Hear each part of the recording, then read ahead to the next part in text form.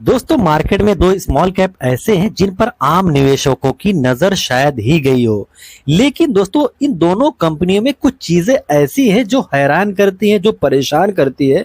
और दोस्तों उसको देखेंगे तो ये है कि एफआईज और डीआईज का जो डेटा है इन कंपनियों में 70% से ज्यादा का है।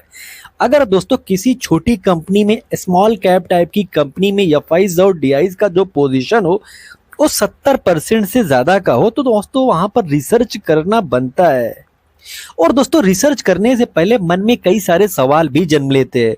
और दोस्तों सबसे बड़ा जो सवाल उठता है दिमाग में, जो सबसे बड़ा सवाल उठता है वो ये होता है कि ऐसा क्या रीजन है, ऐसा क्या चीज इन एफआईज और डीआईज ने इन दोनों कंपनियों में देखा है जो एक आम निवेशक नहीं देख पाया है। ऐसा क्या रीजन है कि एफआईज और डीआईज ने इन कंपनियों में इतना बड़ा पोजीशन बिल्ड करके बैठे हुए हैं।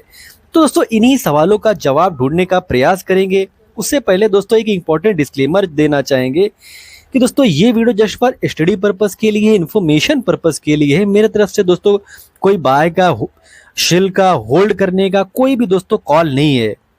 तो दोस्तों वीडियो शुरू करेंगे। पहली कंपनी में दोस्तों देखेंगे एफआईज के पास 63.06% का शेयर है, डीआईज के पास देखेंगे 8.74% का शेयर है, वहीं पर पब्लिक के पास देखेंगे तो 28.21% का शेयर है। तो कुल मिलाकर इसमें दोस्तों एफआईज और डीआईज का जो पोजीशन बन रहा है वो 70% से ज्यादा का बन रहा है। तो दोस्तों इनका बिजनेस देखेंगे, ये बिजनेस क्या करते हैं, हु वी आर। तो दोस्तों आप देखेंगे we are technology company focused on empowering travellers to plan, book and manage their trips. यानी कि दोस्तों ट्रेवलर्स को ये ऐसा सर्विस देते हैं, ऐसा टेक्नोलॉजी देते हैं कि वो अपने ट्रिप को मैनेज कर सके, अपने ट्रिप को प्लान कर सके। और इनका आप देखेंगे इनके कई सारे ऐप है जैसे एक्सिगो, अभी बस, एक्सिगो, कन्फर्मिट। तो दोस्तों ये सारे जो प्लेटफॉर्म है ये इन्हीं के हैं। और इनका बिजनेस देखेंगे फ्लाइट से लेकर दोस्तों बसेस तक फैला हुआ है। यानी कि दोस्तों अगर आप टिकट निकालते हो इनके टेक्नोलॉजी के थ्रू और तो वहां से दोस्तों ये रेवेन्यू जनरेट करते हैं। अगर इनका बिजनेस का जर्नी देखेंगे तो दोस्तों ये काफी इंटरेस्टिंग लगता है। 2007 से देखेंगे तो दोस्तों 2007 में ये काम क्या करते थे। तो दोस्तों कंपनी ने सबसे पहले एक ऐसी वेबसाइट बनाई जहां पर लोग फ्लाइट की कीमतें और ऑप्शन कंपेयर करते थे। सिर्फ इनका बिजनेस इतना ही था। इसके बाद दोस्तों कंपनी ने ट्रेन टिकट बुकिंग के लिए अपना ऐप लॉन्च किया। कंपनी का आईआरसीटीसी के साथ पार्टनरशिप हुआ जिससे लोग उनके प्लेटफॉर्म पर सीधा ट्रेन बुक कर सके। उसके लिए भी दोस्तों इन्होंने अपना बिजनेस बढ़ाया। तो दोस्तों धीरे धीरे इन्होंने अपना बिजनेस मतलब बढ़ाया। लेकिन दोस्तों इनका जो बिजनेस है सबसे ज्यादा ग्रो कहां से किया, सबसे ज्यादा दोस्तों बिजनेस इनका बढ़ा कोविड के बाद। कोविड के बाद दोस्तों इन्होंने अपने बिजनेस में कई सारे चेंजिंग करते हुए दिखे। और दोस्तों इन्होंने सबसे बड़ा तो ये चेंजिंग किया, उसके बाद ये एक्विजिशन करते हुए नजर आए। जैन एआई ट्रिप प्लानर, इन्होंने एक एआई प्लेटफॉर्म रेडी किया। और इन्होंने होटल बिजनेस में देखेंगे वहां पर अपना कदम बढ़ाए। इन्होंने प्राइस लॉक का एक सिस्टम रेडी किया जिसके थ्रू अपना आप जो कोई टिकट निकालते हो ताकि वो प्राइस इधर का उधर ना हो सके, यानी बढ़ ना सके, घट ना सके। तो इन्हें धीरे धीरे दोस्तों अपना जो बिजनेस है उसको बढ़ाते हुए दिखे। और दोस्तों 2025 में इन्होंने अपना जो रेवेन्यू है उसका टारगेट 15,000 करोड़ के आसपास बनाकर रखे हुए हैं। तो दोस्तों अगर ये अचीव करते हैं तो ये इनके लिए काफी बड़ी बात होगी। यानी कि दोस्तों कुल मिलाकर ये 15,000 करोड़ रुपए का कुल बुकिंग वैल्यू में ये जनरेट करना चाहते हैं। ये रेवेन्यू का नहीं है, ये वॉल्यूम का टारगेट है। और दोस्तों ये देखेंगे दिल्ली मेट्रो के लिए भी जो टिकटिंग का सुविधा है, जो दिल्ली मेट्रो में अगर आप देखते हो डीएमआरसी और ओएनडीसी जो वहां से टिकट निकालते हैं उसमें भी दोस्तों इनकी ही टेक्नोलॉजी यूज होती है। और दोस्तों कंपनी का बिजनेस देखेंगे तो कंपनी का बिजनेस लगातार ग्रो होता हुआ दिखेगा। रेवेन्यू फ्रॉम ऑपरेशन देखेंगे तो लगातार सॉलिड ढंग से ग्रो होता हुआ ही नजर आएगा। आप देखेंगे ये कंपनी कोविड तक संघर्ष करती हुई दिख रही थी, लेकिन दोस्तों कोविड के बाद इनके बिजनेस में काफी ड्रामेटिकली चेंजेस देखने को मिले। तो दोस्तों कंपनी काफी इंटरेस्टिंग है, आपको इस पर नजर रखना पड़ेगा। अगर इनका गूगल प्ले स्टोर पर इनके एप्लीकेशन का रिव्यू देखेंगे तो वो काफी इंप्रेसिव है। आप देखेंगे 4.8 से लेकर 4.7 तक है। यानी कि दोस्तों जो लोवेस्ट रिव्यू है इनका प्लेटफॉर्म के लिए टोटल रिव्यू बन रहा है वो दोस्तों 4.7 बन रहा है जो एक्सिगो के लिए। अदरवाइज दोस्तों 4.8 तक ये अपना जो रिव्यू है, जो रेटिंग है वो दोस्तों मेंटेन करके रखे हुए हैं। तो ये भी बताता है कि कंपनी पर जो कोई भी इनका जो प्रोडक्ट यूज करता है वो उनको पसंद आता है। और कंपनी का बिजनेस दोस्तों लगातार ग्रो होता हुआ दिख रहा है। आप इनके यूजर देखेंगे, जो एक्टिव यूजर है वो दोस्तों 480 मिलियन तक पहुंच चुके हैं। और दोस्तों लगातार कंपनी ग्रोइंग फेस में दिख रही है। आप किस इंडस्ट्री से कितना रेवेन्यू ये कंपनी जनरेट कर रही है वहां से देखेंगे तो दोस्तों फ्लाइट इंडस्ट्री से 23% का रेवेन्यू आता है, ट्रेन से देखेंगे 57% का रेवेन्यू आता है, बसेस से देखेंगे तो 20% का रेवेन्यू वहां से आता है। कुल मिलाकर दोस्तों मोस्टली इनका जो रेवेन्यू आता है वो दोस्तों टिकटिंग से है, 92% का रेवेन्यू टिकटिंग से आता है। एडवर्टाइजिंग से देखेंगे तो 4% का रेवेन्यू आता है, अदर से देखेंगे तो वहां से भी दोस्तों 4% का रेवेन्यू आता है। तो कुल मिलाकर दोस्तों टिकटिंग से इनका जो रेवेन्यू है वो 92% के आसपास का आता है।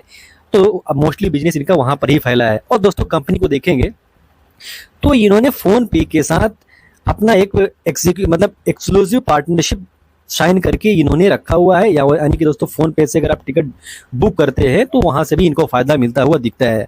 और दोस्तों कंपनी ने सितंबर 2024 में इन्होंने फ्लेक्स बस, जो कि यूरोप की सबसे मतलब largest intercity bus service provider है, उसके साथ भी दोस्तों इन्होंने जो इनका सर्विस है अभी बस, उसके साथ दोस्तों पार्टनरशिप करके रखे हुए हैं, जिससे इंडिया में इनके बिजनेस को काफी बड़ा फायदा मिलता हुआ दिख सकता है। और कंपनी का मार्केट कैप देखेंगे, कंपनी का मार्केट कैप 11,655 करोड़ का है।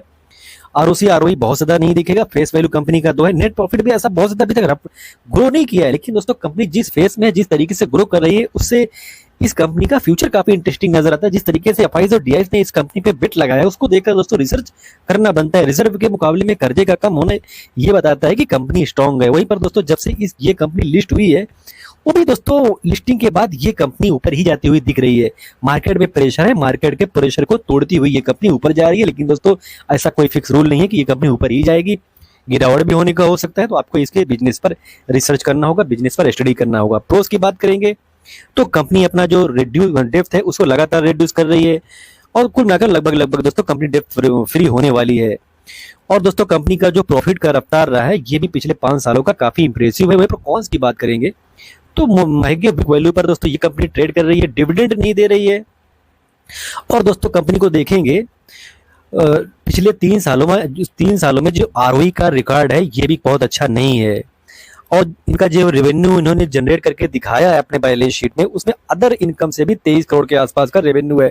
और दोस्तों अदर इनकम से अगर कोई भी कंपनी रेवेन्यू करती है तो वो कंपनी के लिए अच्छा नहीं माना जाता है। और इनके बिजनेस को देखेंगे, इनके कंपनी का नाम को देखेंगे तो लीड रेवेन्यूज टेक्नोलॉजीज करके कंपनी का नाम है। तो इंटरेस्टिंग कंपनी है, तो आपको यहाँ पर भी रिसर्च करने की जरूरत है। वहीं पर दोस्तों दूसरी कंपनी को देखते हैं तो प्रमोटर के पास इस कंपनी में बहुत ही छोटा हिस्सेदारी है। लेकिन दोस्तों अगर आप एफआईज और डीआईज को देखोगे तो बड़ा हिस्सा बिल्ड करके ये दोनों ने रखे हुए हैं।